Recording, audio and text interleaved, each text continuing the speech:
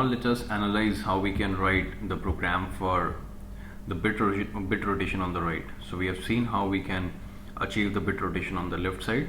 On a similar way, the bit rotation on the right side is also possible, right? So the only difference which we have included over here with comparison to the code that we have written for the shift left operation is that the accumulator is not going to be loaded with 01H.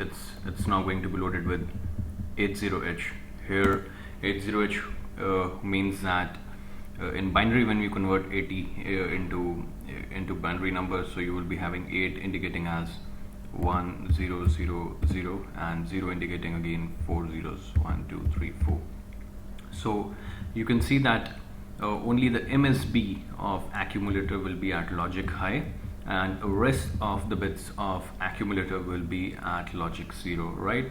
So when you compare it to the code that we have written earlier for the shift left operation, we have loaded the accumulator with 0 1. So in that case, the LSB was getting high and rest of the bits were at logic low. But over here, since the rotation operation that we will be carrying out is in the right direction instead of left, so we have loaded accumulator with 80H, right? So initially the MSB of accumulator will be at logic high, and rest of the bits of accumulator will be at logic low level, right?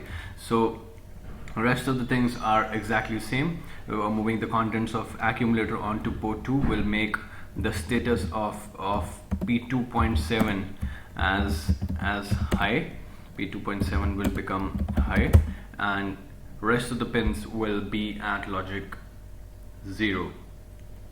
And then we have called the delay subroutine to create a very small delay of close to 1 second.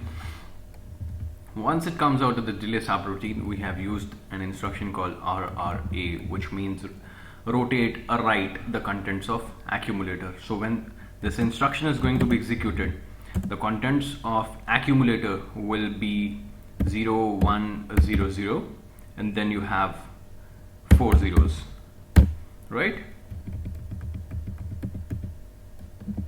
1 2 3 4 5 6 7 8, right?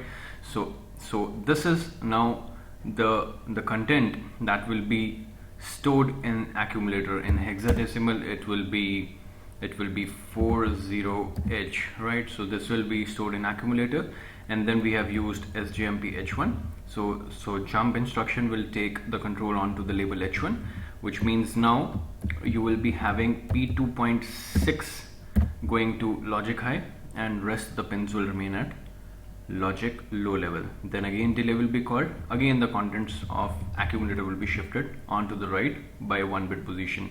So which means now the new contents will be 0 0 1 0 and then 4 zeros, which means it is going to be 20H, right?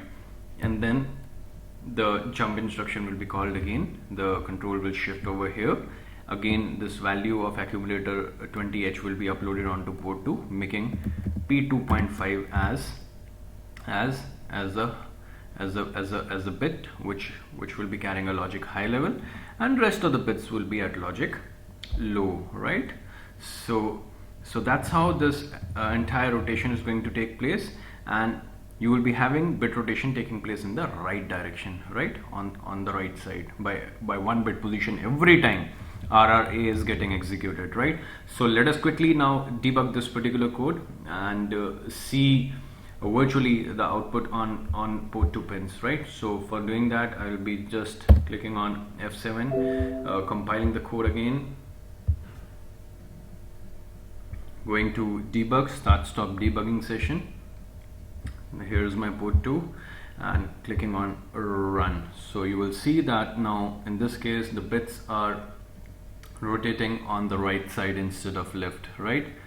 So that's how this entire sequence is getting repeated, and since it is an infinite loop, the control is going to run forever till the controller is supplied with the power supply, and you will have LEDs which are going to rotate in a pattern, right?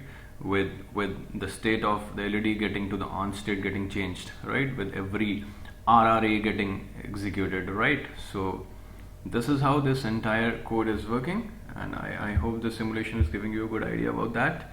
So the next step would be to execute this particular code on the hardware and see the output on the microcontroller development board, right? So I will just stop this code, stop, and then going back to the main IDE, right? So we are back here, and now the next step would be uploading the hexadecimal file for the bit rotation on the right onto the microcontroller board. So let's do that part and see the output on the hardware.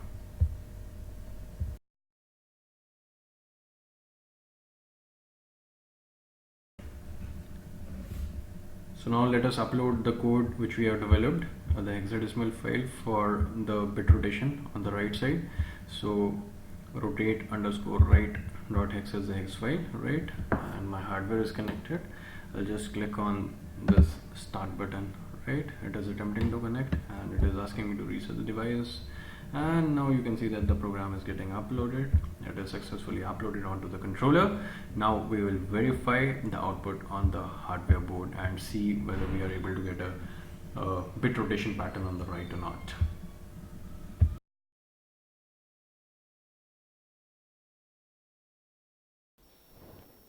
So now this is our hardware. We have already uploaded the code for bit rotation on the right onto this chip. So here is our port 2. I am connecting one end of the cable on port 2. The other end of the cable I am connecting it onto the LED section. Alright. So now the connections are done. I will press the reset button and you will see the bit rotation on the right. So here it is. The MSB is getting high and then the bits are getting shifted, right? One by one. And then the pattern is going to repeat, right? So now again you will see that the repetition has started and the bits are rotating on the right.